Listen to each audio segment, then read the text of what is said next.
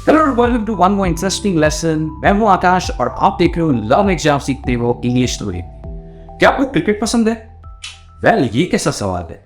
I am sure आपको cricket पसंद होगा, क्योंकि इंडिया में क्रिकेट तो एक रिलीजन की तरह है। सही कहा ना मैंने? पर क्या आपको क्रिकेट देखना पसंद है या फिर खेलना पसंद है?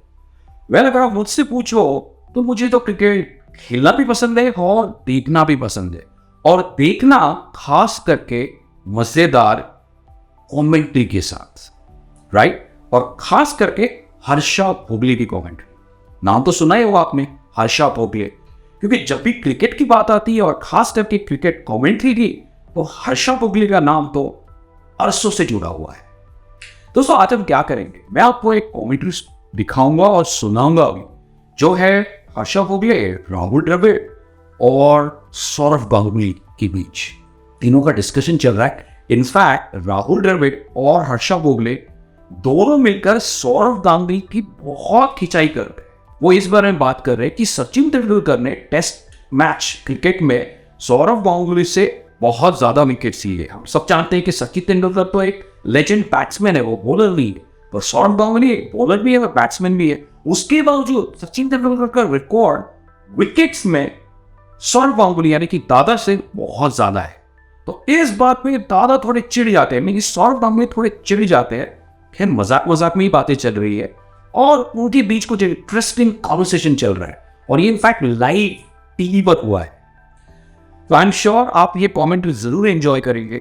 जब भी मैं अभी कमेंट्री को देखोगे, आपको खास करके हाईलाइटेड वर्ड्स पर ध्यान देना है। मैंने इसके सबटाइटल्स काफी बोल्ड और बड़े डाले, राइट, ताकि आप इसे अच्छे से पढ़ सको। और ये जो कुछ वर्ड्स है उन पर खास ध्यान दीजिए, क्योंकि उन वर्ड्स को मैं आके आपको जरूर समझाऊंगा।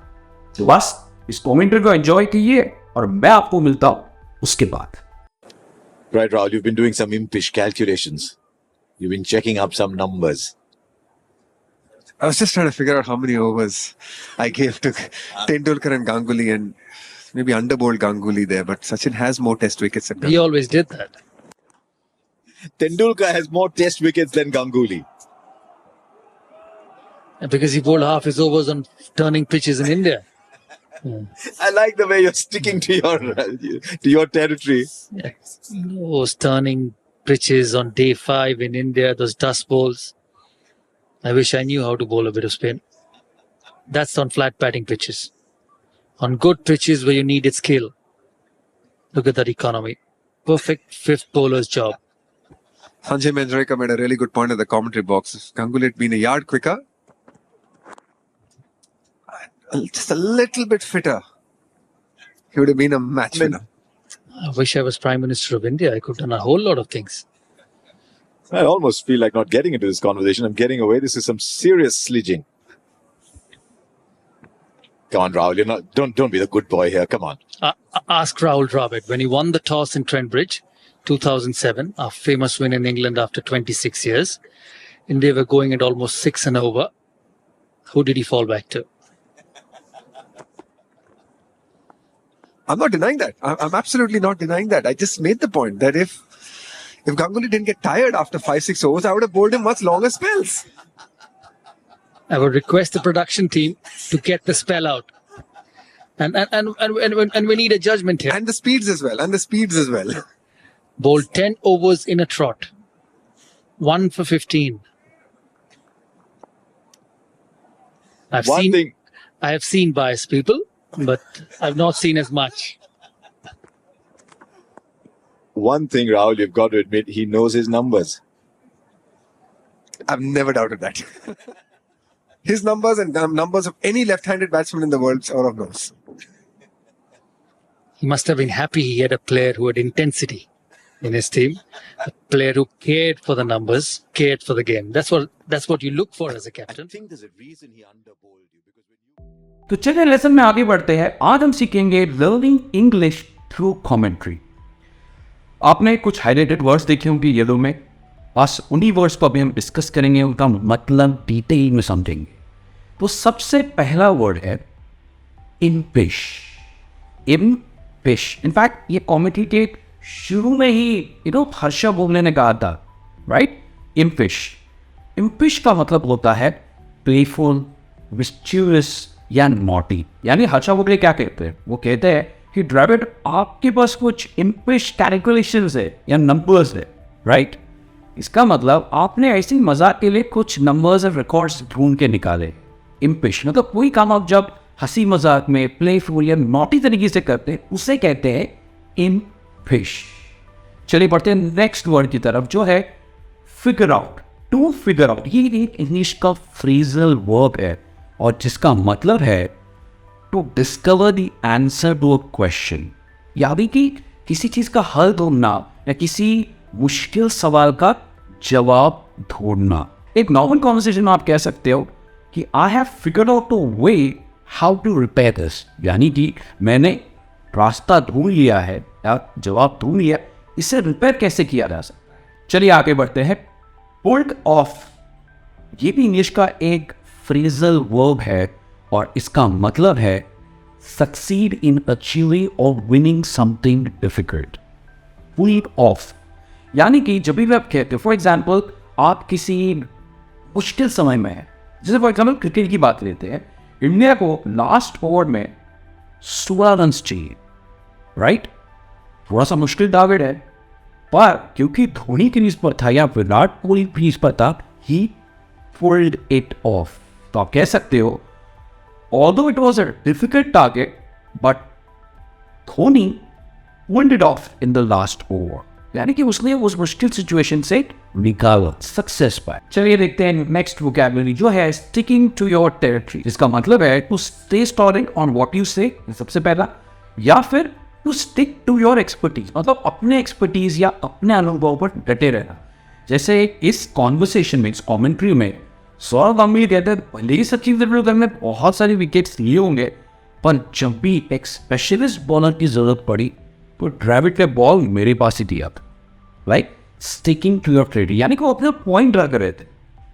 दोस्तों नेक्स्ट है sledging. Sledging in fact Harsha Bhogle ने इसमें कहा कि सीजे, अगर आपने ध्यान से सुना होगा, आप स्लेजिंग भी कह सकते हो, स्लेजिंग भी कह सकते हो, और खास करके स्लेजिंग क्रिकेट की दुनिया में यूज होता है टू डेलिबरेटली इंसल्ट और verbally intimidate anyone and the opposing player.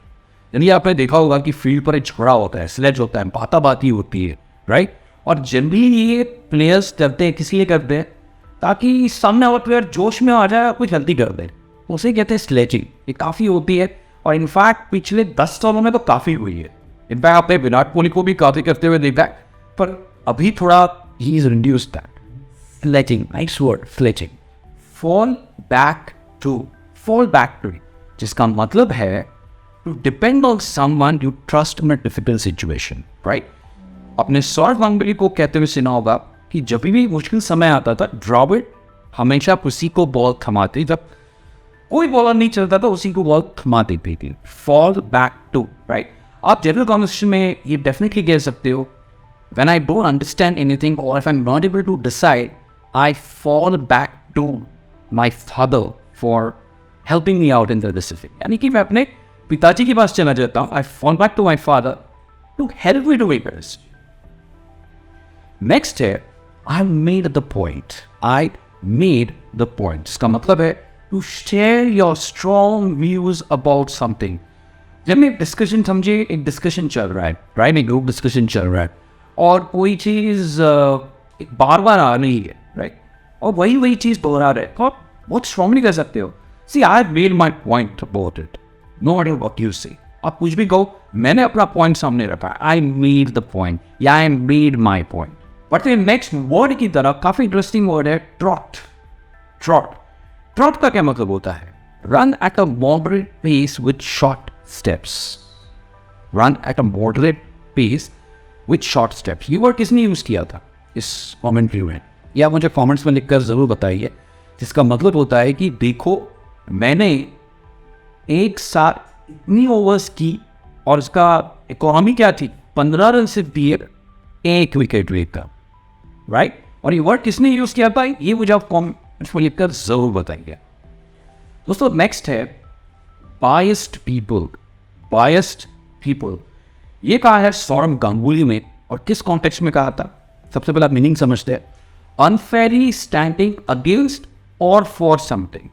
देखिए, बायस का मतलब होता है किसी एक तरफ झुका, और सौरव गांगुली क्या कह रहा है कि मैंने ऐसे साइड लेने वाले लोग, यानी कि जो एक तरफ झुकने वाले लोग बहुत सारे देखे हैं। और यहाँ पर इस कमेंट्री बॉक्स में तो बहुत सारे, उन्होंने मजाक में बात कही। जब भी आप किसी का पक्ष लेते हो, वो सही चीज़ के लिए हो सकता है या गलत चीज़ के लिए हो सकता है, मतलब उस चीज़ का आप बहुत ज़्यादा उसे फेवर करते हो, तब आप कह सकते हो बायस। एंड बायस पीपल मतलब ऐसे लोग। दोस्तों नेक्स्ट है I got to admit. I got to admit एक फ्रेज है, समझने में बहुत आसान है, जिसका मतलब है I strongly agree with your discussion. जो भी तुमने पॉइंट्स रखे हैं, इस चीज़ को मैं एक प्लस पॉइंट देता हूँ, या एक पॉजिटिव पॉइंट देता हूँ कि इस काफ़ी ऑटो एडमिट तुमने जो कहा वो सही है। मतलब एक स्ट्रॉन्गली एंड अग्री विथ, मैं तुमसे सहमत हूँ। I got to admit I agree with you. I got to admit you done a great job. I got to admit that was a great presentation. मतलब आप मान लेते हो कि वो चीज़ सही है, तब अंडरस्टैंड कर सकते हो I got to admit. He knows his numbers. In fact ये फ्रेज मैं काफ़ी यूज़ करता हूँ। ही नोज हिज नंबर्स मतलब he knows what he is talking about, यानी कि उसे पता है वो किस बारे में बात कर रहा है, या फिर he is done his homework पे, मतलब किसी पर्टिकुलर टॉपिक पे उसने अपनी रिसर्च पूरी की, उसे सारी जानकारी है उस बारे में। He knows his numbers, right. जैसे फॉर एग्जाम्पल एक प्रेजेंटेशन खत्म हुई, नॉर्मल कॉन्टेक्स्ट में अगर हमें यूज कर रहा है, प्रेजेंटेशन खत्म हुई, आप कह सकते हो that was a great presentation and specially he new his numbers, यानी कि वो क्या बात कर रहा है उसे पक्का पता था। ही न्यू हिज नंबर्स। और बढ़ते हमारे आज के लास्ट फ्रेज की तरफ, जो है I never doubted that. I never doubted that, ये आखिर में ड्रामेट कहते हैं, राइट। और किस कॉन्टेक्स्ट में कहते हैं, पहले मतलब समझते हैं। I never disagreed with that, यानी कि राहुल द्रविड़ ये कहने की कोशिश कर रहे थे कि मैंने कभी ये डाउट नहीं किया कि सौरव गांगुली एक अच्छा बॉलर नहीं है। You are always a good bowler, but Sachin Tendulkar में ज़्यादा विकेट थी। वो फिर से उसे छेड़ते हैं सौरव गांगुली। तो दोस्तों देखिए, इंग्लिश हर जगह पर है, राइट। हर जगह पर इंग्लिश है। तो ये कंप्लेन मत कीजिए कि मेरे पास कोई पार्टनर नहीं है, मेरे पास कोई है नहीं बात करने के लिए, तो मैं कैसे सीखूं। आप एक छोटी सी कमेंट्री, यानी कि 1.5 मिनट की कमेंट्री से भी कितना कुछ सीख सकते हो। आई होप ये ट्रिक आपको अच्छी लगी है। और अगर आप चाहते हो कि ऐसे ही कॉन्वर्सेशंस पे, डिस्कशंस पे, स्पीचेस पे अगर मैं लेसन बनाऊँ, तो आप मुझे ज़रूर बताएं, राइट। यहाँ पर कुछ और लेसन्स भी है जो मैंने न्यूज़पेपर रीडिंग ट्रिक से आप इंग्लिश कैसे सीख सकते हो इस बारे में बनाया है। उन्हें ज़रूर देखिए, क्योंकि वो वीडियोस भी आपकी बहुत मदद करेंगे। मैं आपसे जल्द मिलूंगा एक और इंग्लिश लेसन में। तब तक as usual keep learning, keep practising English. Thank you so much.